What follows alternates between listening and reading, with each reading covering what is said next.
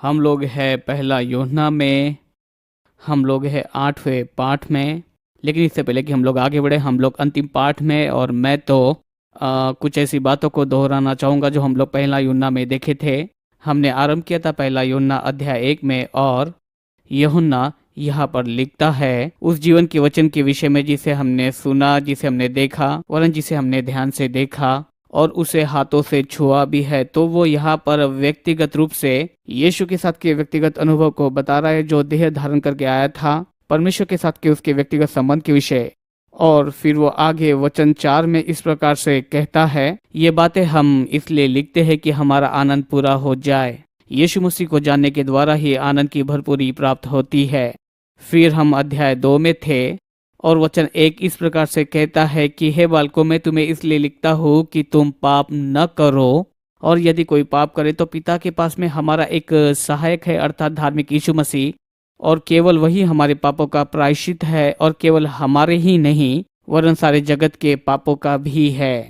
जो हम जानते उससे नहीं, लेकिन जिसके विषय जानते वो है यीशु मसीह के साथ के हमारे व्यक्तिगत अनुभव को बांटते हैं। परमेश्वर देह धारण करके आया, और फिर वो आगे इस प्रकार से कहता है कि वो हमारे पापों का प्रायश्चित या हमारे पापों का ओढ़ना है। हमारे पापों के लिए यीशु मसीह ने सभी दाम को पूर्णतः चुका दिया है, उसने उसे ढाप दिया है। आमीन। संसार जितना पाप कर सकता है उससे कई ज्यादा यीशु ने उससे चुका दिया है। प्रभु की स्तुति। फिर वो कहता कि हमारे ही पापों के लिए नहीं, संसार के पापों के लिए। फिर वचन 12 से वचन 14 तक जो हमारे पास में उसके विषय में बोलता है। वचन 12 ये कहता है कि हे बालकों, मैं तुम्हें इसलिए लिखता हूँ क्योंकि उसके नाम के कारण तुम्हारे पाप क्षमा हुए। हे पितरों, तुम्हें इसलिए लिखता हूँ क्योंकि जो आदि से है तुम उसे जानते हो। हे जवानों, मैं तुम्हें इसलिए लिखता हूँ क्योंकि तुमने दुष्ट पर जय पाई है। हे लड़कों, मैंने तुम्हें इसलिए लिखा है क्योंकि तुम पिता को जान गए हो। और हे पितरों, मैं तुम्हें इसलिए लिखा क्योंकि तुम आदि से जान गए हो। हे जवानों, मैं तुम्हें इसलिए लिखा कि तुम बलवंत हो और परमेश्वर का वचन तुम में बना रहे, और तुमने उस दुष्ट पर जय पाई है। बहुत सारी बातों को बोलता है। पहली बात कि हम लोगों को क्षमा मिली है, और दूसरी बात हमारा परमेश्वर के साथ में व्यक्तिगत संबंध है, हमने आरंभ से उसे जाना है। तीसरा कि हम बलवंत है। चौथा हमने दुष्ट पर जय पाई है। और पांचवा कि परमेश्वर का वचन हम में निवास करता है, जो हमें दिया गया है। अगर उसे हम देखना आरंभ करें, हमें क्षमा मिली है, परमेश्वर के साथ में हमारा संबंध है, हम लोग बलवंत है, और हमने दुष्ट पर जय पाई है, और परमेश्वर का वचन हम में है। अगर शैतान किसी परीक्षा को लाता है, शरीर की अभिलाषा, आंखों की अभिलाषा, जीविका का घमंड कुछ भी नहीं है मसीह में जो हमें दिया गया उसकी तुलना में। फिर आगे अध्याय के अंत में वो कहता है कि हमें अभिषेक दिया गया है, पवित्र आत्मा की ओर से अभिषेक, और ये सब जानते हैं। वचन 27 में वो कहता है कि तुम्हें किसी मनुष्य की आवश्यकता नहीं सिखाने के लिए, आपके पास में अभिषेक है, और अभिषेक सब बातों को सिखाता है। जीवन और सत्य का अभिषेक हमारे पास है। आप मसीह के आत्मा पर निर्भर होना सीखते हैं ताकि वो हमारी पूर्ण सत्य की ओर अगुवाई करे। हमें मसीह विरोधी के विषय में डरने की आवश्यकता नहीं, शैतान, उसकी सेना और इन सारी बातों से हमें डरने की आवश्यकता नहीं। क्यों? क्योंकि जो हम में है, जो इस संसार में, उससे बड़ा है। जब ये वाक्य बोलते हैं, पहला यूहन्ना 5वां अध्याय उसके वचन 4 में, सत्य यह है कि मसीहत तक का लक्ष्य यह नहीं कि हम लोग शैतान और पाप पर जय पाए। हमारा लक्ष्य यह है कि हम लोग प्रभु यीशु मसीह के साथ में व्यक्तिगत संबंध को बनाए, और फिर मनुष्य अपने बल पर परमेश्वर के बगैर शैतान और पाप पर जय नहीं पा सकता है। इसलिए परमेश्वर यीशु का रूप धारण करके आया, और फिर शैतान पर और पाप पर उसने जय हासिल की। तो आज जब हम मसीह पर विश्वास करते हैं, हम मसीह में रखे गए और हम लोग बनाए गए संसार पर जय पाने वाले। पहला यूहन्ना 3:1 ये कहता है, देखो पिता ने, वो ये कहता है कि देखो पिता ने हमसे कैसा प्रेम किया है कि हम परमेश्वर की संतान कहलाए। इस कारण संसार हमें नहीं जानता क्योंकि उसने उसे भी नहीं जाना। और अब हे प्रियो, हम परमेश्वर की संतान है, और प्रकट नहीं हुआ कि हम क्या कुछ होंगे। हम ये जानते हैं कि जब वो प्रकट होगा तो हम भी उसके समान होंगे, उसको वैसा ही देखेंगे जैसा वह है। और हर कोई जो उस पर यह आशा रखता है, वो अपने आप को वैसा ही पवित्र करता है जैसा वह पवित्र है। ये आज हमारे लिए कितने ही सौभाग्य की बात है कि हम परमेश्वर के बेटे और बेटियां कहलाए। परमेश्वर के हम संतान है, हम परमेश्वर के परिवार में अपनाए गए हैं, हम परमेश्वर के परिवार में जन्मे हैं। प्रभु की स्तुति। ये ऐसी कोई बात नहीं जो हम लोग बनना चाहते हैं, लेकिन ये एक ऐसी बात है जो हम इस क्षण में है। और ये कहता कि हमें नहीं पता कि हम क्या कुछ होंगे, लेकिन जब हम उसे देखेंगे हम उसके समान होंगे। चुनौती तो ये है कि अगर परमेश्वर कौन है इसे समझ जाते हैं और उसके प्रेम को आप समझ जाते हैं, यह आपको बदल देगा। जो अपने आप पर विश्वास करता है वो अपने आप को पवित्र करता है जैसा वह पवित्र है। सत्य तो यह है कि अधिकतर कलीसिया नहीं जानते कि परमेश्वर कौन है। वे परमेश्वर कौन है इसे नहीं जानते हैं, ना ही उसके प्रेम को समझ पाते हैं। लेकिन हमें परमेश्वर की बेटे और बेटियां बुलाया जाता है क्योंकि हम उस संबंध में आए हैं। इसलिए यीशु अपने जीवन को हमारे अंदर में जीता है। प्रभु की स्तुति। और जो जय उसने हमें दिया है प्रतिदिन उसमें जय पाते हैं। और फिर हम लोग आगे इसमें देखते हैं वचन 8 से लेकर वचन 10 तक। क्योंकि जो कोई पाप करता है वह शैतान की ओर से है, क्योंकि शैतान तो आरंभ से ही पाप करता आया है। परमेश्वर का पुत्र इसलिए प्रकट हुआ कि वह शैतान के कामों को नाश करे। जो कोई परमेश्वर से प्रेम करता है वह पाप नहीं करता, क्योंकि उसका बीज उसमें बना रहता है। और वह पाप नहीं कर सकता क्योंकि वह परमेश्वर से जन्मा है। इस वचन को आप सिर्फ एक ही रीति से समझ सकते हो। हम आत्मा में कैसे है इस दृष्टिकोण से वो हमारी ओर देखता है। नया नियम हम देह में कैसे है इस दृष्टिकोण से नहीं लिखा गया है। हम आत्मा में कैसे है ये जानने के उद्देश्य के साथ में प्राथमिक रूप में नए नियम को लिखा गया है। और इसे समझने के लिए आपको ये जानना होगा कि आप मसीह में कौन हो और आपके अंदर में कौन रहता है। और जब आप इसे समझ जाते हो तो आप परमेश्वर से जन्मे हो, आपने नया जन्म पाया है, आप परमेश्वर की धार्मिकता हो, आप यीशु के लहू से शुद्ध किए गए और हर श्रापों से छुड़ाए गए हो। प्रभु की स्तुति। जब आप ये समझने लगते हो कि आपके अंदर में कौन कार्य करता है तो आप जय में चलना शुरू कर देते हो, जो परमेश्वर ने हमें पहले ही मसीह में दिया है। यीशु ने पहले ही जय को दे दिया है। तो जब हम मसीह में रखे गए हैं, हम में विजय को रखा गया है। प्रभु का धन्यवाद। हम जय पाने की कोशिश नहीं कर रहे, नहीं पाना चाहते, हमें तो वो पहले ही मिल चुकी है। प्रभु की स्तुति। यीशु ने पहले ही उस विजय को प्राप्त कर लिया है और ये तो एक सत्य है। हम जय को पाने की जद्दोजहद नहीं कर रहे, प्राप्त करने के लिए नहीं, हम अपनी जय की सुरक्षा के लिए इसे कर रहे हैं। प्रभु का धन्यवाद। यीशु ने पहले ही जय को प्राप्त कर लिया है और हम इसे जय की स्थिति में से आरंभ करते हैं। जिस क्षण हमने नया जन्म पाया उसी क्षण हम लोगों ने जय पाई है। जब हमने पहला यूहन्ना अध्याय 3 में देखा और वचन 21 में वो कहता है, ये कहता है कि यदि हमारा मन हमें दोष ना दे तो परमेश्वर के सामने हमें हिया होता है। परमेश्वर के आगे एक अच्छा विवेक और शुद्ध जीवन जीने का कारण ये होता है, ये इसलिए क्योंकि आप में हिम्मत होती है, आप विश्वास में कार्य करते हो। प्रभु की स्तुति। प्रभु आपके विषय में अपना मन नहीं बदलता। प्रभु आपके विषय अच्छे विचार रखता है, आपको उन विचारों को ग्रहण कर लेना है। प्रभु के अलावा आपको किसी और विचारों को अपनाना नहीं है। आमीन। जब आप इसे समझते हैं तो परमेश्वर के साथ के आपका संबंध पूर्णता बदलता है और लोगों के साथ का संबंध भी, और साथ ही साथ शैतान के साथ का संबंध भी। प्रभु की स्तुति। हम लोग आरंभ की दशा से ही शुरू करते हैं। नए नियम की 2 आज्ञाएं इस प्रकार से है, यीशु पर विश्वास और पड़ोसी से प्रेम। अपने समाज जब आप यीशु पर विश्वास करते हैं आप नया जन्म पाते हैं। और प्रेम ऐसी बात नहीं जो आप परमेश्वर को प्रसन्न करने के लिए करते हैं, ये तो आपके अंदर में ही है। पवित्र आत्मा जो आपको दिया गया है उसके द्वारा परमेश्वर का प्रेम आपके अंदर में रखा गया है। फिर हम लोग पहला यूहन्ना अध्याय 4 और वचन 4 में हम देखते हैं, हम पहले से इसे बता दिए हैं, वो जो तुम है जो इस संसार में उससे भी बड़ा है। धन्यवाद कि हम लोग संसार पर जय पाने वाले हैं। और फिर से हमारे विश्वास का ये उद्देश्य नहीं कि हम लोग शैतान और पाप पर जय प्राप्त करें, लेकिन सुसमाचार हमें सच में इस बात को बताता है कि शैतान और पाप ने हम पर पहले से जय प्राप्त कर ली थी, लेकिन फिर यीशु मसीह आए और हमारी ओर से उसने शैतान पर जय प्राप्त की। और जब हमने यीशु मसीह पर विश्वास किया, हमारे विश्वास के कारण हम लोग जीवन बनाए गए यीशु मसीह में। प्रभु की स्तुति। हम और अधिक इसके विषय में अध्याय 5 में देखेंगे, लेकिन यहाँ पर वो कुछ बातों को कहता है। पहला यूहन्ना अध्याय 4 में कैसे हम उस प्रेम में से जन्मे हैं और कैसे हमने नया जन्म पाया है। परमेश्वर के प्रेम ने हमें सिर्फ नया जन्म ही नहीं दिया है, परंतु परमेश्वर के प्रेम ने हमें डर से भी आजाद किया है। सिद्ध प्रेम डर को निकालता है। डर जो है वो प्रेम को सिद्ध नहीं बनाता है। प्रभु का धन्यवाद, हमें डर से मुक्ति मिली है। तो अब हम परमेश्वर की सेवा डर के कारण नहीं लेकिन विश्वास के साथ करते हैं। प्रभु की स्तुति। मेरा ऐसा विश्वास है कि भाई के ऐसे समय रहे होंगे जहां वो बोलता है कि आप परमेश्वर के साथ के अपने संबंध का सम्मान करें, प्रभु के साथ के आपके संबंध का। परंतु ये ऐसी बात नहीं जहां परमेश्वर से आप भयभीत होते हो या कांपते हो। हम प्रभु के साथ प्रेम में है, वो हमसे प्रेम करता है और यही बात हमारे संबंध को अलग करती है। फिर पहला यूहन्ना 5वां अध्याय कहता है, जो कोई ये विश्वास करता है कि यीशु ही मसीह है वो परमेश्वर से जन्मा है, और जो कोई उत्पन्न करने वाले से प्रेम रखता है वो उससे भी प्रेम रखता है। प्रभु की स्तुति, में प्रभु से जन्मा हूँ। आमीन। जब मैं इसके विषय में बोल रहा था तब मैंने बताया था, लेकिन व्यक्तिगत रूप में साधारणतः मैं पीढ़ियों के श्रापों पर विश्वास नहीं करता। और इस पर विश्वास करने का कारण यह है क्योंकि जब मैंने यीशु पर विश्वास किया, मैंने प्रभु से जन्म पाया। मैं मसीह में नई सृष्टि बना। अगर मैं प्रभु से जन्मा हूँ और प्रभु मेरा पिता है, तो प्रभु पिता की ओर से मुझे विरासत में कोई श्राप नहीं मिला है। जो विश्वास करता है उसके आत्मिक दशा के विषय में मैं बात कर रहा हूँ। आमीन। और मैं मसीह में पूर्णतः नई सृष्टि हूँ और मैं परमेश्वर से जन्म पाया हूँ। किसी ने डॉक्टर समरॉल से ये पूछा था, क्या कोई विश्वासी दुष्टात्मा ग्रसित हो सकता है? तो सत्य तो यह है कि वो नहीं हो सकता है, क्योंकि शैतान आपकी आत्मा में निवास नहीं कर सकता है। मैं आपकी आत्मा के विषय में बात कर रहा हूँ, आपके प्राण और शरीर के विषय नहीं।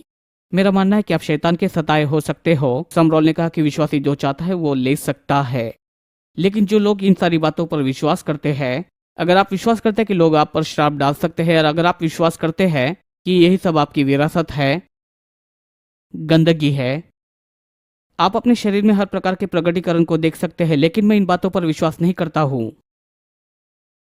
प्रभु की स्तुति। यीशु पर विश्वास करने के द्वारा मैंने नया जन्म पाया। मैं एक विश्वासी हूँ। मैं तो मसीह में एक नई सृष्टि हूँ। यीशु को मुर्दों में से जिसने जिलाया है, वही आत्मा मेरे अंदर में निवास करती है। कोई तो भी मुझ पर हंस रहा है, लेकिन उनको सही प्रकाशन प्राप्त हो रहा है। विश्वासी पर हर प्रकार का दुष्ट का असर हो सकता है, मुझ पर नहीं होता, क्योंकि मैं विश्वास नहीं करता। जिस घर में हम लोग अभी रहते हैं, उस घर में आने से पहले हम लोग जिस घर में रहा करते थे, जब हम वहां आए, और उसमें तो हमें तो बहुत ही अच्छा एक डील मिला था और परमेश्वर ने इसे आशीषित किया था। वह आने के कुछ सालों के पश्चात में हमें पता चला कि जो व्यक्ति उस घर में रहता था, उस व्यक्ति के बेटे ने वहां पर आत्महत्या की थी, और वहां पर बहुत सा बेटे ने भी पिता को वहां मारने की कोशिश की थी। लेकिन जब मैं वहां गया, दुष्टात्मा निकल गई। प्रभु की स्तुति। जो मुझ में रहता है वो जो इस संसार में उससे भी बड़ा है। मैं यहाँ पर शैतान को ढूंढते नहीं फिरता हूँ। मेरे पास अधिकार है। मैं सिर हूँ, पूछ नहीं। मैं ऊपर हूँ, मैं नीचे नहीं। प्रभु की स्तुति। और मेरे जीवन में दुष्टता की कोई ताकत प्रकट नहीं हो सकती है। और कोई तो भी उस दिन मेरे पास में आया था, मुझे लगता है कि वो बाइबल स्कूल के कोई विद्यार्थी रहे होंगे। वे दरवाजे से चलते हुए मुझ तक आए और कहा कि क्या मुझ में से दुष्टात्मा आप निकाल सकते? मैंने कहा हाँ। प्रभु की स्तुति। उन्होंने तो पहले मुझे दुष्टात्मा निकालने के लिए नहीं कहा था। उन्होंने कहा कि उन्हें मदद चाहिए, किसी पास्टर ने कहा था। मैंने कहा हाँ, बताइए क्या बात है। वे हर प्रकार की दुष्टता के प्रकटीकरण को बता रहे थे। आप चुप रहकर सभी बातों को सुनकर सब बातों को ग्रहण करना नहीं चाहेंगे। पहले स्त्री को लगा कि ये शायद तो परमेश्वर की ओर से ही है। मैंने तो उन्हें सत्य और परमेश्वर का वचन बताया। और एक महिला थी जो आज इस क्लास में बैठी है। वो एक सभा में गई थी जहाँ पर उनको बताया गया कि तुम्हें पास्टर के पास से सलाह को लेनी होगी। छुटकारे के लिए महीने महीने लग जाएंगे। और ये महिला मुझे नहीं पता कितने साल से, शायद 9 साल की उम्र से, मुझे नहीं पता, करीबन शायद वो 40 या 50 साल की रही होगी। वो ग्रसित थी। उन्होंने मुझे प्रार्थना के लिए कहा। मैंने कहा कि आइए, दुष्टात्मा को मैंने निकाला, आपको ये करना ही होगा। प्रभु की स्तुति। मैंने ये कहा कि बाइबल तो इस प्रकार से कहती है, जो विश्वास करते हुए दुष्टात्मा को निकालेंगे। और बाइबल ये कहती है कि हमें तो अंधकार में से निकाल कर हमें उसके प्रिय पुत्र के ज्योति के संसार में लाया है। और वो ग्रहण करने के लिए तैयार थी। हमने उसके लिए प्रार्थना की। 15 सेकंड में वो छुटकारा पाई। वो तब से आज़ाद हुई और करीबन 40 या 50 सालों से इससे वो ग्रसित थी। देखिए, इसके बजाय कि हम लोग शैतान पर ध्यान दें, हमें वचन पर ध्यान लगाना है और समझना है कि मसीह में कौन है। और हम आगे देखेंगे वचन 4 और 5, ये मेरे पसंदीदा वचन है। हम देखेंगे वचन 4 और 5 कहता है कि जो कुछ परमेश्वर से उत्पन्न होता है वह संसार पर जय पाता है, और वह विजय जिसे संसार पर जय प्राप्त होती है हमारा विश्वास है। संसार पर जय पाने वाला कौन है? केवल वह जो विश्वास करता है कि यीशु मसीह परमेश्वर का पुत्र है। जिस क्षण आपने यीशु पर विश्वास किया, आप संसार पर जय प्राप्त करने वाले बन गए। प्रभु की स्तुति। जिस रीति से आप उस विजय में कार्य करते हो, आपके नया जन्म प्राप्त करने के पश्चात में, वह है विश्वास करते रहना। किसी ने सालों पहले प्रचार किया था, मैं आज भी प्रचार करता हूँ, अपने विश्वास का बटन शुरू ही रखना। आमीन। विश्वास का बटन शुरू ही रखना। कुछ लोगों को ये गीत शायद पता है, अपने विश्वास का बटन शुरू ही रखना, हिम्मत न हारना, लेकिन अपने विश्वास का बटन शुरू ही रखना। विश्वास करते रहना कि मैं परमेश्वर से जन्मा हूँ, मैंने संसार पर जय पाया है, और अब मैं विश्वास करते रहता हूँ। मैं विश्वास करना कभी भी नहीं छोड़ता हूँ, चाहे परिस्थितियाँ किसी भी प्रकार की क्यों न हो, चुनौतियाँ मेरे मार्ग में क्यों न आए, मैं विश्वास करना नहीं छोड़ता हूँ। मैं विश्वासी हूँ, मेरी यही पहचान है। मैं प्रभु से जन्मा हूँ, संसार पर जय पाता हूँ। हमने आगे कहा था कि कैसे हम विश्वासी हैं। हम विश्वास करते हैं यीशु देह धारण करके आए। हम विश्वास करते हैं हमारे पापों के खातिर वो मरा, फिर जीवित हो उठा। प्रभु की स्तुति। और उसी वजह से आज हमारे पास में अनंत जीवन है। और मैं आज बात करना चाहूंगा अनंत काल के जीवन के मूल्य के विषय में। और यही तो पहला यूहन्ना इस विषय बताता है। अगर आपने कभी अनंत काल के जीवन के मूल्य को जाना है तो आइए वचन 11 से हम पढ़ना आरंभ करें। पहला यूहन्ना 5 उसका 11। और वह गवाह यह है कि परमेश्वर ने हमें अनंत जीवन दिया है और यह जीवन उसके पुत्र में है। जिसके पास पुत्र है उसके पास में जीवन है, और जिसके पास पुत्र नहीं उसके पास जीवन नहीं। मैंने तुम्हें जो परमेश्वर के पुत्र के नाम पर विश्वास करते हो इसीलिए लिखा कि तुम जानो कि अनंत जीवन तुम्हारा है, ताकि तुम परमेश्वर के पुत्र के नाम पर तुम विश्वास करो। देखिए, ये तो परमेश्वर का लेखा है। परमेश्वर ने हमें अनंत जीवन दिया है और वो जीवन उसके पुत्र में है। जो कोई पुत्र पर विश्वास करता है उसके पास जीवन है। यूहन्ना 6:36। जो पुत्र पर विश्वास नहीं करता उसके पास जीवन नहीं। आपने शायद यीशु पर विश्वास किया होगा, आपके पास में वो चरित्र, स्वभाव और परमेश्वर का वो जीवन होगा। और इसके लिए यूनानी शब्द जो इस्तेमाल किया गया है ज़ोए है। इसका अर्थ सिद्धांतों को जगाने वाली एक योग्यता। वही आत्मा जिसने यीशु को मुर्दों में से जिलाया वो आपके अंदर में रहती है, नश्वर देह को जीवित करती। रोमी 8:11 ये कहता है, इसलिए प्रभु का धन्यवाद। हम में प्रभु का जीवन है, हम में प्रभु की योग्यता, हम में प्रभु का स्वभाव और चरित्र है। हम करिश्मेटिक चलन में से गाते थे, मुझ में तो प्रभु का जीवन है, मुझ में तो प्रभु का जीवन है, मुझ में उसका जीवन और स्वभाव और योग्यता है, मुझ में तो प्रभु का जीवन ही है। ये तो बहुत ही अच्छा गीत है। हमें तो प्रभु का जीवन, हमें प्रभु का स्वभाव और उसकी योग्यता है। प्रभु की स्तुति। यीशु मसीह का वही स्वभाव आज हमारे अंदर में भी है। नया जन्म पाने के कारण मेरा स्वभाव नहीं कि मैं शैतान के समान जीऊं। मेरा स्वभाव प्रभु के जैसा जीना है, क्योंकि प्रभु का जीवन मेरे अंदर में ही है। प्रभु का धन्यवाद। हमें प्रभु का जीवन है। वो इस प्रकार से कहता है, यही वो लेखा है जो परमेश्वर ने दिया है। प्रभु ने हमें अनंत जीवन दिया है उसके पुत्र के रूप में। जिसके पास में पुत्र है उसके पास जीवन है, जिसके पास परमेश्वर का पुत्र नहीं उसके पास जीवन नहीं। अगर आपने यीशु पर विश्वास किया तो आपके पास में प्रभु यीशु का जीवन है। आप इसे पाने की कोशिश नहीं करते, आपके पास पहले से ही है। मैं स्वर्ग जाने की कोशिश नहीं कर रहा। सत्य यह है, जब मैंने नया जन्म पाया मैं स्वर्ग का नागरिक बन गया। परमेश्वर की ओर से पृथ्वी लोन में दी है। जब मैं नया जन्म पाता हूँ तो स्वर्ग मेरे अंदर में निर्माण होता है। स्वर्ग मेरा घर है। प्रभु की स्तुति। मैं उसकी ओर जा रहा हूँ। आमीन, हालेलुया। एक बार मैंने एक प्रचारक को ऐसे बोलते हुए सुना था। 8 साल का बेटा उनसे ये बोला, स्वर्ग जाना चाहोगे? उसने कहा कि मुझे नहीं पता।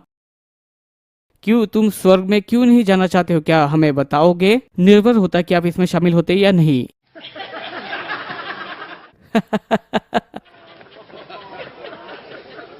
प्रभु की स्तुति। हमें प्रभु का जीवन है।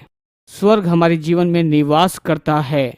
स्वर्ग हमारा घर है, हम उसके नागरिक हैं। पृथ्वी प्रभु की ओर से हमें दी गई है। प्रभु की स्तुति हो। फिलिपियो 3 उसका 20 और 21 ये कहता है, स्वर्ग में हमारी एक बातचीत है जो हम मिलना चाहेंगे उद्धारकर्ता प्रभु यीशु मसीह के लिए। जब वह लौट कर आएगा तब वो हमें बचाएगा। प्रभु की स्तुति। मेरी आत्मा शुद्ध है। प्रभु मुझ पर अभी भी कार्य करता है। आमीन। कभी कभी विचार करता हूँ लेकिन वो प्रभु से थोड़े कम होते हैं। कभी कभी भावनाएं होती है जो प्रभु से कम होती है। कुछ भावनाएं जो प्रभु से थोड़ी कम है, जो मैं महसूस करता हूँ उससे नहीं चलता हूँ। मैं विश्वास से जीता हूँ। हम विश्वास से चलते हैं, दृष्टि से नहीं। प्रभु का धन्यवाद। प्रभु पर विश्वास के द्वारा हम लोग चलते हैं और मसीह में जो हमारा संबंध है उसके द्वारा चलते हैं।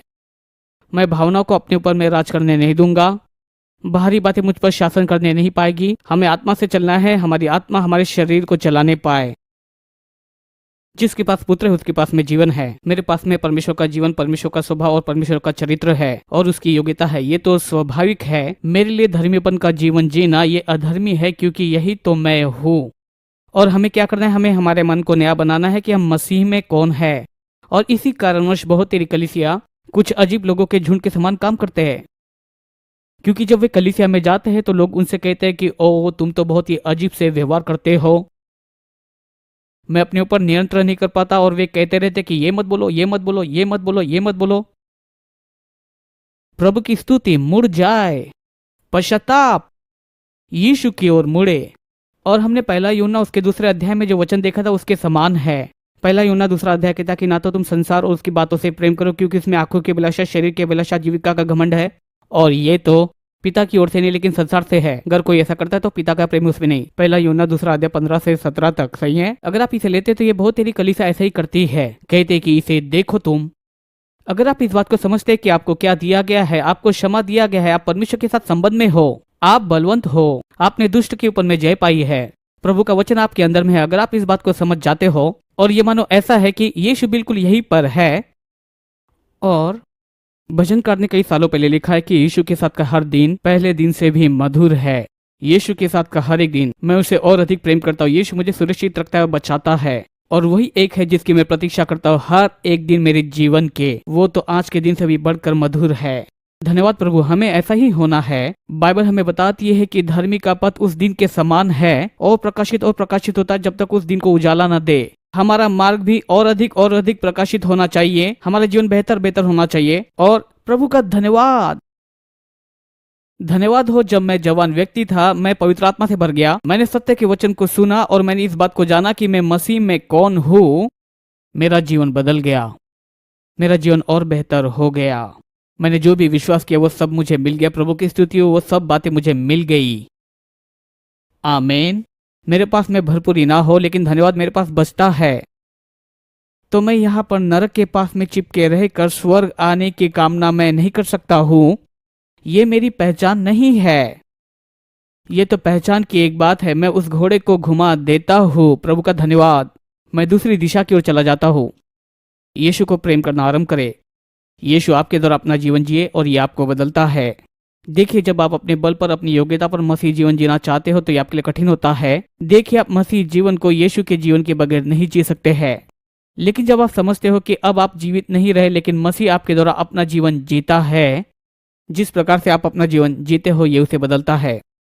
जिसके पास पुत्र नहीं उसके पास जीवन नहीं, जिसके पास है उसके पास जीवन नहीं, लेकिन जिसके पास पुत्र है उसके पास में जीवन भी है। कुछ सालों पहले मैं एक यूथ ग्रुप का लीडर था और हम लोग हैलोवीन पर जा रहे थे, इसके बजाय ट्रिक एंड ट्रीटी कर रहे थे, लोगों को यीशु के विषय में बता रहे थे। और हम लोग इस नगर में थे और हम लोग एक घर पर गए थे, वहाँ ठकठकाया और मुझे नहीं पता था ये घर यहोवा विटनेस वाले मुखिया का था जो उस नगर में था। हमने उसका दरवाजा खटखटाया, वो हमें अंदर लेकर गया और पढ़ना शुरू किया। उसके अनुवादित किए गए उस बाइबल में से कुछ और ही था और पहला यूहन्ना 5वें अध्याय से वो पढ़ रहा था और वो इस वचन को पढ़ रहा था। मैंने कहा, देखो भाई, वहां पर लिखा है अगर आपके पास में यीशु है आपके पास में जीवन है, अगर यीशु नहीं तो आपके पास जीवन नहीं। हमें जाना है।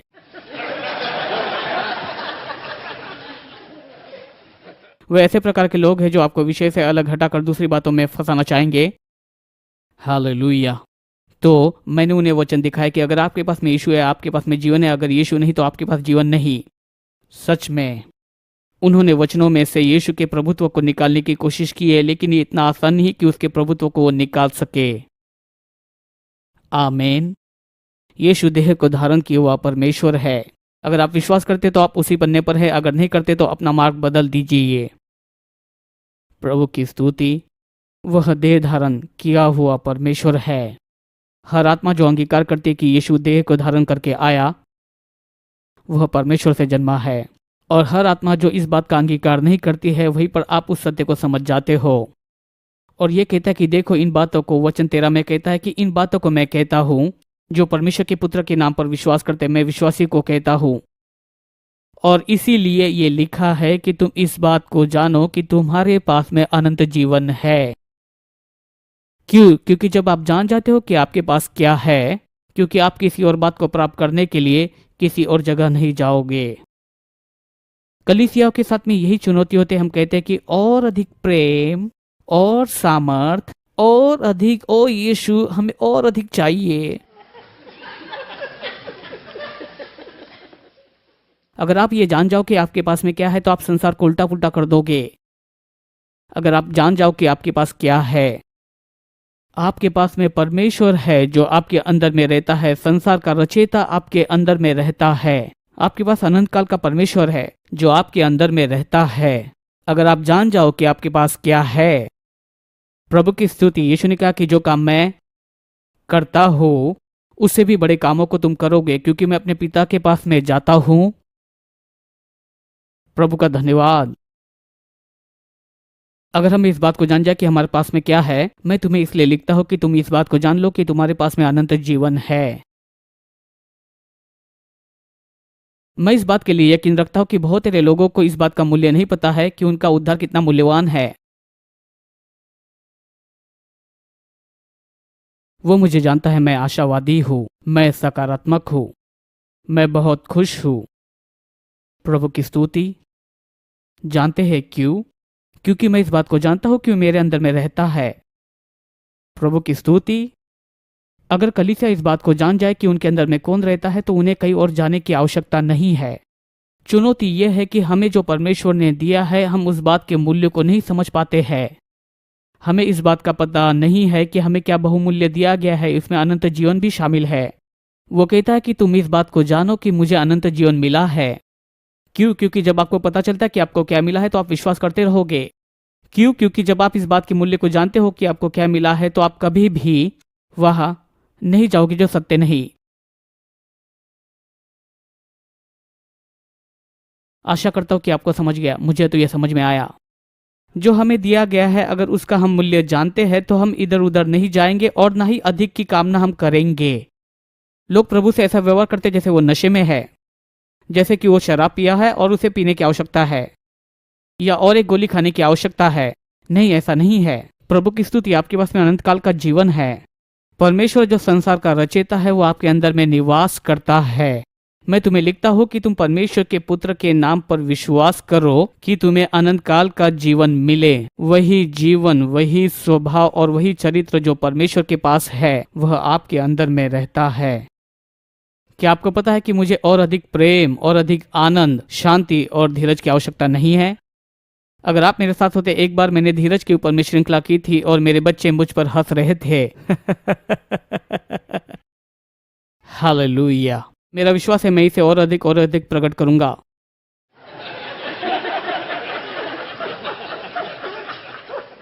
लेकिन सत्य है मुझे और अधिक धीरज नहीं चाहिए। मुझ में तो परमेश्वर का धीरज रहता है। मुझ में प्रेम, शांति, आनंद, धीरज, कृपा, भलाई, विश्वास, नम्रता और संयम है। मेरे भीतर में मैंने आत्मा के सभी फलों को पाया है। प्रभु का धन्यवाद। मुझे जानना है कि मुझे क्या दिया गया है और उसमें मुझे चलना है जो मसीह ने मुझे दिया है। प्रभु का धन्यवाद। और सच में वे सभी आत्मा के जो फल है वह पहले फल से बहने लगते जो कि प्रेम है। मैंने कभी किसी को नहीं देखा जो प्रेम में नहीं चलता है लेकिन आनंद को उठाता है। क्या किसी ने लड़ाई देखी है? लड़ाई और आनंद एक साथ नहीं चलते। क्या किसी को लड़ाई में देखकर शांति में देखा है? नहीं देखा है। वे दोनों एक साथ नहीं चलते। देखिए, वे सभी पहले फल से ही जुड़े हुए जो कि प्रेम है। परमेश्वर प्रेम है और आत्मा के फल उसमें से ही निकलते हैं। प्रेम, आनंद और शांति उससे निकलता है। धीरज, कृपा, भलाई, विश्वास, नम्रता और संयम। मुझे और विश्वास नहीं चाहिए। धन्यवाद, मेरे पास विश्वास है। मेरे पास में यीशु का ही विश्वास है। प्रभु की स्तुति। चेले यीशु के पास में आए, कहने लगे कि प्रभु हमारे विश्वास को बढ़ा। तो उसने कहा कि अगर तुम्हारे पास विश्वास होता राई के दाने के बराबर का तो तुम इस पहाड़ से कहते कि यहाँ से उखड़ जा और समुद्र में जा पड़, तो ऐसा ही होता। और अधिक विश्वास की आवश्यकता नहीं। जो यीशु ने कहा था आपको वही लेना है। जो विश्वास आपको दिया गया है उसका इस्तेमाल करे। प्रभु का धन्यवाद। मुझ में परमेश्वर का विश्वास दिया गया है। गलातियों 5वें अध्याय में जो उस शब्द के विषय में नया अर्थ लिखा गया है, विश्वास आत्मा का फल है। इसका अर्थ है विश्वास योग्यता। विश्वास, आपके पास विश्वास का फल है। आत्मा का फल तो विश्वास है। अब विश्वास के जो भिन्न प्रकार के हम लोग कार्य देखते हैं, जैसे उद्धार का विश्वास। विश्वास का फल जब आप नया जन्म पाते हो आपके पास में विश्वास का फल होता है। साथ में ही विश्वास का वरदान होता है। ये तो पवित्र आत्मा के द्वारा दिया गया अलौकिक क्रियाशील वरदान है। ये तो स्वाभाविक रीति से जो आप विश्वास करते उससे परे जाकर कार्य करता है, जिसे विश्वास का फल कहते हैं। और फिर होता है स्वाभाविक विश्वास, जैसे किसान का विश्वास जब वो बीज बोता है। विश्वास के भिन्न भिन्न प्रकार है, लेकिन मेरे अंदर में परमेश्वर का विश्वास है। मुझे और विश्वास की आवश्यकता नहीं, लेकिन जो विश्वास मुझे दिया गया है उसे उन्नत करना है। प्रभु की स्तुति। जो प्रभु ने दिया है उसे इस्तेमाल करना है। क्या यह समझ में आया? यही तो वो कहता है कि हमारे अंदर में परमेश्वर का चरित्र और स्वभाव है। फिर आगे वो विश्वास के विषय बोलता है। वचन 14 और 15 में कहता है कि यही वो विश्वास है जो कि उसमें है, मसीह में है। अगर हम उसकी इच्छा के अनुरूप कुछ भी मांगे वो हमारी सुनता है। जहाँ प्रभु की इच्छा जानी जाती है वहाँ विश्वास आरंभ होता है। परमेश्वर ने अपने नाम से बढ़कर अपने वचनों को रखा है। मरकुस पहले अध्याय में हम लोग एक कोढ़ी को देखते हैं जो यीशु के पास में आकर कहता है, अगर तू चाहे तो मुझे शुद्ध कर सकता है। सही है, यीशु ने उत्तर दिया, मैं करूंगा। जहाँ प्रभु की इच्छा मालूम होती है वहाँ विश्वास आरंभ होता है। फिर उसने उसे छूकर चंगा किया। प्रभु की स्तुति। और हमें उसके सामने यह हिया होता है कि यदि हम उसके नाम से जो कुछ मांगते हैं वह हमें मिलता है। प्रभु का धन्यवाद। हमें उसकी इच्छा के अनुरूप मांगना है। हम उसकी इच्छा को उसके वचन से जान सकते हैं। प्रभु का धन्यवाद। मैं कभी प्रार्थना नहीं करता कि प्रभु अगर आपकी इच्छा हो तो मुझे चंगा करे, या अगर आपकी इच्छा हो तो किसी को चंगा करे। कोई ऐसी प्रार्थना करता है? अगर करता है तो मैं नहीं चाहूंगा कि वो मेरे लिए प्रार्थना करे। मेरी कलीसिया में कोई प्रेयर चेन नहीं है। लोग कॉल करके मुझे कहते हैं प्रेयर चेन में मुझे डालिए। मैं कहता हूँ हाँ, कुछ प्रभु पर विश्वास करने वाले लोगों को मैं बुलाऊंगा, उन्हें प्रार्थना करने लगाऊंगा। कुछ लोगों को इकट्ठा करके हमें परमेश्वर को हिलाने की आवश्यकता नहीं। एक ही दिशा में चलते रहे, वो तो पहले से जगह दे देगा।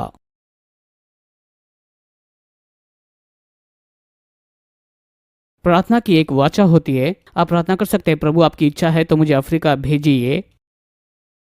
वो शायद अच्छी प्रार्थना हो सकती है। अफ्रीका जाने से पहले आप जानना चाहोगे कि ये प्रभु की इच्छा है या नहीं। प्रभु अगर आपकी इच्छा है तो मैं ये कलीसिया आरंभ करूं। आप शायद प्रभु की इच्छा मालूम करना चाहो। हर कोई पासबान के रूप में नहीं बुलाया गया है।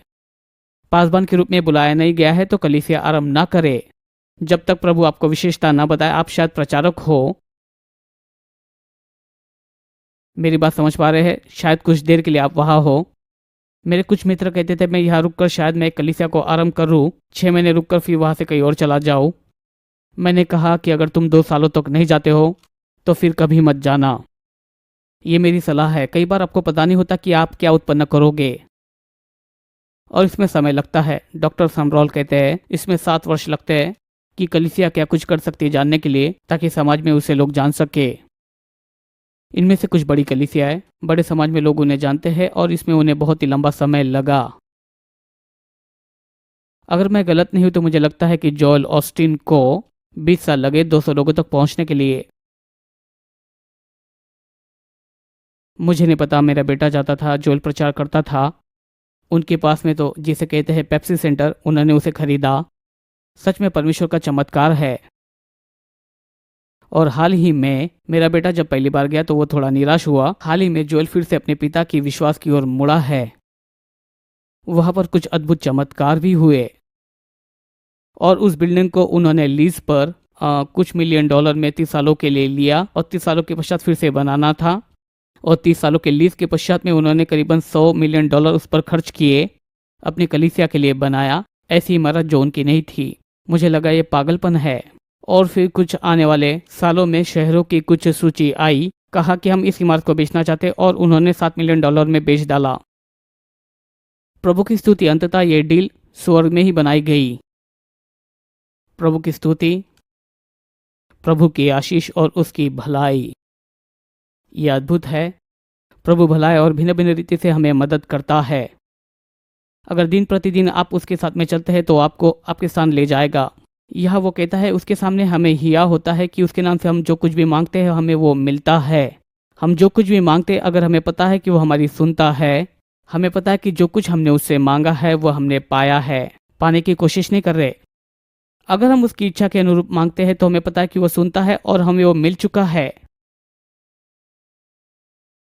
मैं चंगा होने की कोशिश नहीं कर रहा, मैं चंगा हूं। शैतान मेरी चंगाई को चुराने की कोशिश करे। मेरी बात समझ रहे? मैं चंगा होने की कोशिश नहीं कर रहा हूं, मैं तो चंगा हूं। संपन्न होने की कोशिश नहीं कर रहा, मैं तो संपन्न हूं। प्रभु की स्तुति। मैं तो अपने संपन्नता में चलने की कोशिश कर रहा हूं। मैं प्रभु से पाने की कोशिश नहीं कर रहा हूं। जो कुछ मैंने मांगा मुझे मिल चुका है। मैंने नया जन्म पाया है, मैंने पवित्र आत्मा में बपतिस्मा पाया है। किसी और चीज की आपको आवश्यकता नहीं। मसीह में जो आपको दिया गया है आपको उसे क्रियाशील करने की सीख लेनी है। वचन की ओर देखिए, यह अद्भुत है। यहाँ वो कहता है हम उसकी इच्छा के अनुरूप अगर कुछ मांगते हैं तो हमारी सुनता है, और अगर हमें पता है कि वो सुनता है तो जो कुछ भी हम उससे मांगते हैं वो हमें देता है, वो सारी बातें जो हम उससे प्राप्त करने की अपेक्षा रखते हैं। विश्वास आशा की हुई वस्तुओं का निश्चय और अनदेखी बातों का प्रमाण है। ये कहता है कि हमारे पास विश्वास है, हमें पता है कि ये चीजें हमें मिली है, हम पाने की कोशिश नहीं कर रहे। प्रभु की स्तुति, हमें पहले से मिल चुका है। देखिए, पुराना नियम तो उन्नत होने वाला एक प्रकाशन है। अगर पुराने नियम का आप अध्ययन करते हैं, वहां पर परमेश्वर कहता है कि मैं परमेश्वर तुम्हारा पूर्ति करने वाला हूँ। वो कहता है कि मैं तुम्हारा चंगा करने वाला परमेश्वर हूँ। वो कहता है कि मैं तुम्हारा छुड़ाने वाला परमेश्वर हूँ। उसने कहा कि मैं तुम्हारा शांति का परमेश्वर हूँ। उसने कहा कि मैं तो तुम्हारा क्रम में लाने की कोशिश कर रहा हूँ। शायद मैं भूल चुका हूँ। उत्पत्ति 22 में कहता है मैं पूर्ति करने वाला परमेश्वर हूँ। अगले 50 सालों के लिए वो कहता है मैं तुम्हारा। उत्पत्ति 17 में कहता है कि मैं तो तुम्हारा परमेश्वर छुड़ाने वाला हूँ। यहोवा तुम्हारा बैनर यहोवा निसी है। फिर वो कहता है कि मैं उत्पत्ति 6 में हूँ, यहोवा शालोम, मैं तो तुम्हारा शांति संपन्नता का परमेश्वर हूँ। लय व्यवस्था 20 में वो कहता है, वो वचन जहाँ वो कहता है मैं तुम्हारा शुद्ध करने वाला प्रभु हूँ, यहोवा मकदीश। 11 में कहता है कि मैं तुम्हारा धर्मी परमेश्वर। यहजकेल के अंतिम वचन में वो कहता है मैं तुम्हारे संग रहने वाला प्रभु हूँ।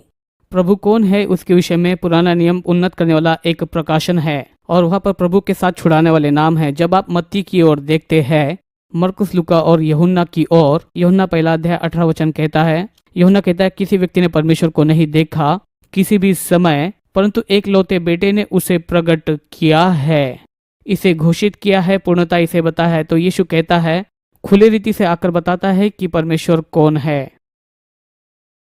यीशु प्रदर्शित करता है कि ये प्रभु की इच्छा है। वो चाहता है कि आप चंगे हो जाए, उसकी इच्छा है कि वो आपको प्रबंध कराए, उसकी इच्छा है कि वो आपको शुद्ध करे। ये सभी भिन्न भिन्न बातें यीशु ने प्रकट की कि प्रभु कौन है। लेकिन फिर पुराने नियम में प्रभु ने प्रकट किया कि वो कौन है। फिर नए नियम में यीशु ने परमेश्वर को एक चेहरा दिया और उसने एक देह को धारण किया और प्रकट किया कि ये पूर्णतः परमेश्वर की इच्छा है। और फिर जब आप आगे बढ़ते हो, सब पत्रिकाओं में आप पाओगे कि परमेश्वर ने आपके अंदर में निवास बनाया है और आप ऐसे ही हो। आप हो चंगे, आपके लिए तो पूर्ति की गई है, आपको शांति मिली है, आप शुद्ध किए गए हो और आप धर्मी हो। और इसलिए हम प्रभु से कुछ पाने की कोशिश नहीं कर रहे हैं। उसने हमारे अंदर में निवास किया है और हमने पहले ही प्राप्त कर लिया है। अब बस हमें यही करना है जो मसीह में हमें दिया गया, उसके अनुसार हम करें। जो हमें आत्मा में दिया गया है उसे शरीर में करना सीखे। वॉचमैन नी ने यह कहा कि विश्वासी के जीवन की सबसे बड़ी चुनौती यह है जो उनके अंदर में है उसे बाहर भी करे। तो ये इस प्रकार कहता है, अगर हमें पता है कि वो सुनता है तो जो कुछ हम मांगते हैं वो हमें वो देता है जिसकी हम इच्छा करते हैं। फिर वो आगे वचन 16 में इस प्रकार से कहता है, यदि कोई अपने भाई को ऐसा पाप करता हुआ देखे जिसका फल मृत्यु ना हो, वह मांगेगा उसे वह जीवन देगा, उस पाप के लिए मृत्यु ना हो। जिन्होंने पाप किया जिसका फल मृत्यु है, मैं उसके विषय में विनती करने के लिए नहीं कहता हूँ।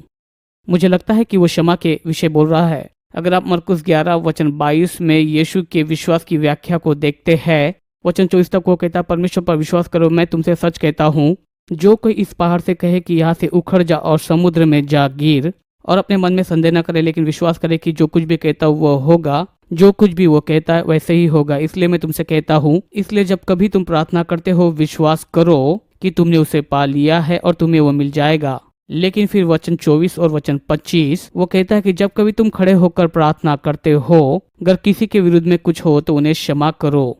परमेश्वर ने जो आपके लिए रखा है उसे न प्राप्त करने की सबसे बड़ी रुकावट क्षमा न करना है। क्षमा न करना उखाड़ देता है उस पाइप को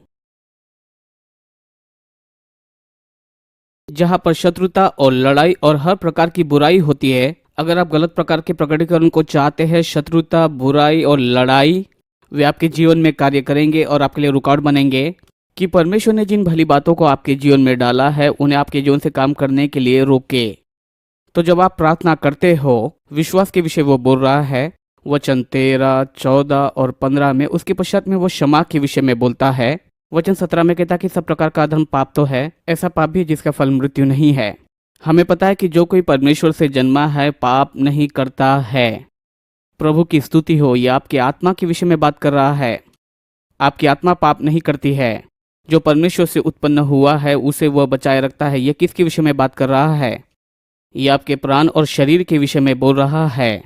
क्योंकि जो सामर्थ, जो विजय और जो जीवन आपके अंदर में डाला गया है, तो अब आपके सिर्फ आत्मा में ही आपको विजय प्राप्त नहीं हुई है, परंतु शरीर और प्राण में भी मिली है। जो परमेश्वर से उत्पन्न हुआ है, जो परमेश्वर से जन्मा है, वो उसे बचाता है, और जो दुष्ट होता है छूने नहीं पाता है। आप लगातार परमेश्वर पर विश्वास करते रहे और अपने विश्वास के बटन को शुरू ही रखें। मसीह में आपको क्या दिया गया आप जानते हो। आपको नया स्वभाव मिला है, और फिर उसके पश्चात क्षमा न करना, लड़ाई और कड़वाहट में फिर से शामिल न हो जाए, उन बातों को आने की अनुमति न दे, और फिर आपको शैतान के ऊपर में सामर्थ और जय प्राप्त होगी। क्या ये समझ में आ रहा है? हमारा शैतान के ऊपर में सामर्थ और विजय है। शैतान आपके ऊपर में कोई सामर्थ और अधिकार नहीं रख सकता है, न ही उसका आपके ऊपर में कोई राज्य है। प्रभु की स्तुति, जो आपके अंदर में, जो इस संसार में, उससे भी बड़ा है, लेकिन आपको जो दिया गया है आपको उसमें चलना है, ताकि आपको जो विजयी जीवन दिया गया है आप उसके अनुसार जी सके।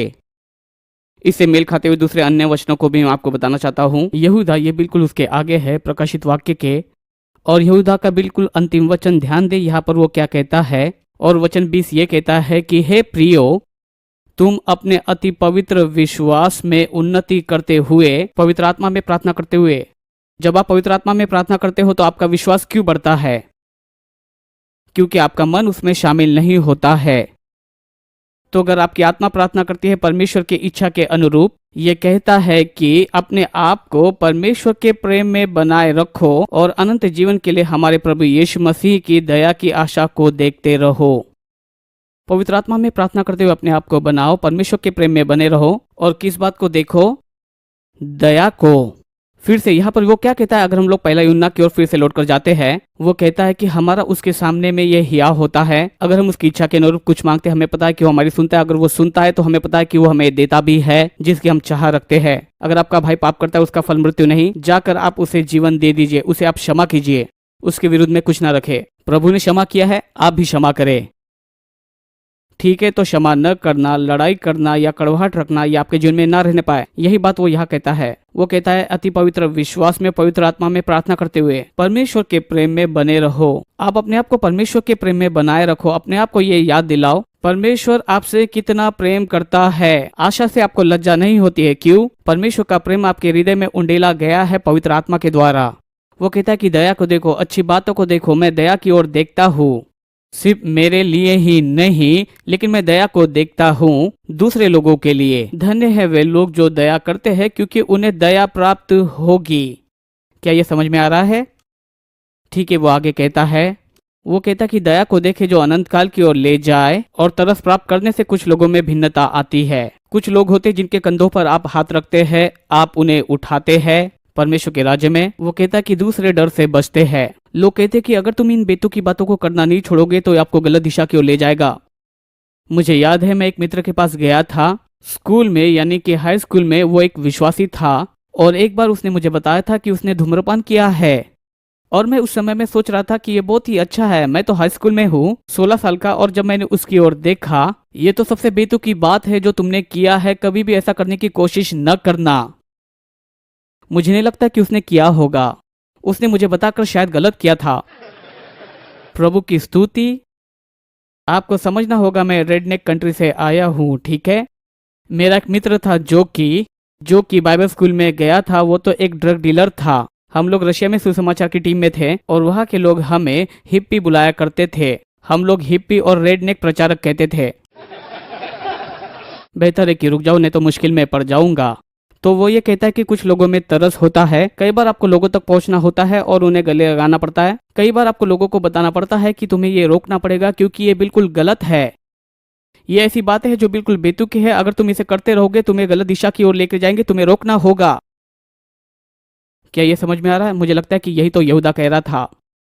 तो ये कहता है उस वस्त्र से घृणा करो जो शरीर से कलंकित हो गया। अब वचन 24 की ओर देखे। अब जो तुम्हें ठोकर खाने से बचा सकता है, प्रभु आपको ठोकर खाने से बचाता है।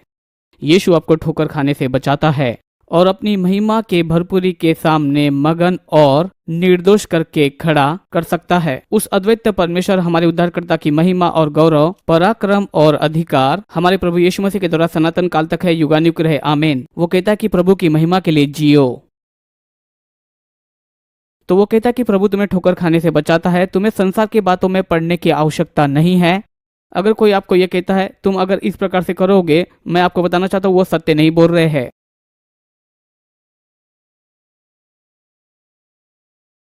प्रभु की स्तुति। दूसरा पत्रस मेरे साथ में इस किताब को निकाले। मैं यहाँ पर आपको कुछ दिखाना चाहता हूँ।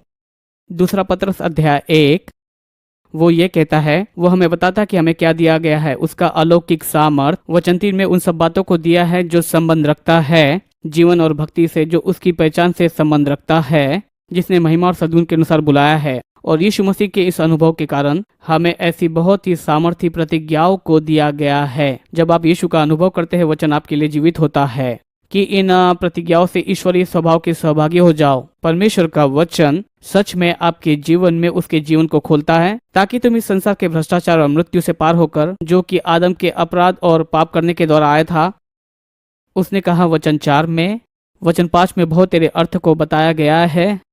और वचन 5 कहता है कि हर प्रकार का यत्न करके मसीह में एक जैवन जीवन जीने के लिए आपके पास में सब कुछ उपलब्ध कराया गया है। जिस क्षण आपने नया जन्म पाया था, प्रभु की महिमा, अगर आपने नया जन्म पाया है, अगर आप विश्वासी हो, आपके पास बाइबल है, इस संसार में कोई ऐसी बात न होगी, ना ही आकाश में, ना ही इस पृथ्वी पर और नर्क में, जो आपको रोकेगी।